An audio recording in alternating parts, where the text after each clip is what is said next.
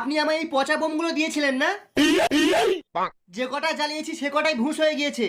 এবার নিচে এসে আমার টাকা ফেরত দিন। মানতেই হবে তো সাহস আছে। সাহস না থাকলে ফুলসজ্জার রাতে আপনার রুমে বোম ছুটতে পারি। আবার দেখুন বোমটা গিয়ে আপনার বিচিতেই পড়েছে। জানি আপনি আমার গায়ে হাত তুলতে পারবেন না, কারণ আমার গায়ে হাত তুললে কালী পুজোর রাতে আপনার ঘরে পেটও পড়বে। আর আপনি আবার বিচির ব্যথা সহ্য করতে পারেন না। এই কিসের ব্যথা রে? আমি এই বছর আমার ছাদে আমরা একটি বোম নিয়ে বসে থাকবো।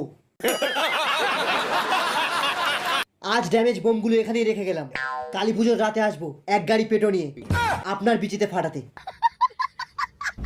মাঝখানে আর আসছি না, তোকে আমি শেষ করে দেবো রাস্কেল। ওই শালা বুড়ো, মাথাটা আবার মাল খেয়ে পড়ে আছি। তুই কতবার বলেছি পুজো করার দিন ইংলিশ খা, কিন্তু শালা আবার বাংলা খেয়েছি। যাকগে এবার টপিকে আসি। এই বস্তিতে শুধু ফুলঝুরি আর ফুল তুবড়ি ছাড়া বাইরের কোনো বাজি বেচা যাবে না। মনে হচ্ছে দোকানটা ভুল জায়গায় করেছো। আমার ভুল হচ্ছে। একটুও ভুল করিনি। জায়গাটাও ঠিক আছে আর বাজিগুলো ঠিক আছে। চকলেট বোম, পেটো বোম, দেওয়ালে মারা বোম।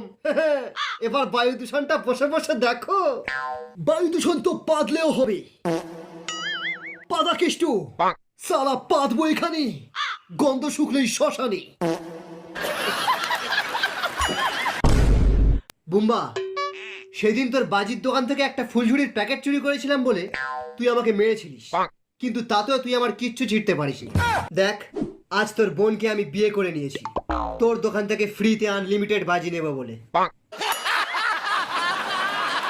তোর এত বড় ঘরের পর্দা, তুই আমার ঢ্যামনা হারামি বোনটাকে ফুসলা নিয়ে গিয়ে বিয়ে করেছিস।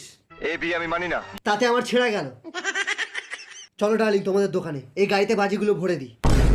তোকে আমি চিরকালের মতন শেষ করে দেব। खुदा से ज्यादा भरोसा ना मुझे अब किस पे